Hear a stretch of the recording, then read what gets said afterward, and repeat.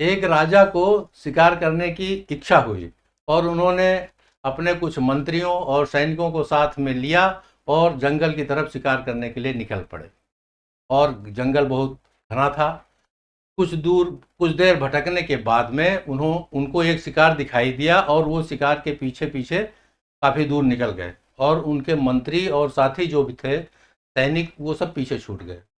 अब राजा ने उनकी खोज में सारा जंगल छान मारा लेकिन उनका कहीं पता नहीं चला। उनको निराशा ही हाथ लगी।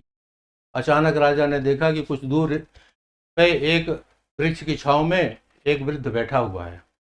राजा उस वृद्ध के समीप गए और कुछ सोच विचार करने के बाद उन्होंने देखा कि वृद्ध जो है वो नेत्रहीन है। फिर कुछ सोच विचार करने के बाद वृद्ध से उन्होंने पूछा कि सूरसागर जी, क्या आप बता सकते हैं कि यहाँ से कोई राहगीर निकला है? वृद्ध ने कहा, महाराज, सबसे पहले आपका सैनिक निकला, उसके पीछे पीछे आपका सेना नायक और उसके बाद आपके मंत्री यहाँ से गए हैं।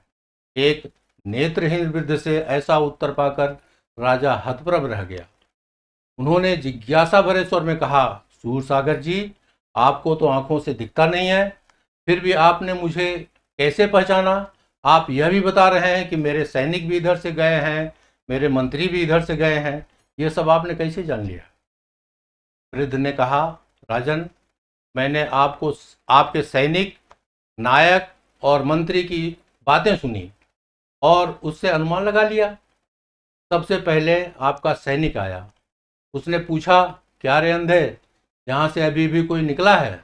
उसके बाद सेना नायक आकर पूछा, सूर जी, यहाँ से अभी अभी कोई निकला है? उसके पीछे आपके मंत्री आए और उन्होंने पूछा, सूरदास जी, क्या यहाँ से कोई अभी अभी निकला है? उसके बाद राजन आप आए और आपने पूछा कि सूरसागर जी, क्या यहाँ से अभी अभी कोई निकला है? राजन, वाणी वाणी व्यक्ति की पद प्रतिष्ठा, बड़प्पन और व्यक्तित्व को पहचानने में पहचान अपने आप करा देती है।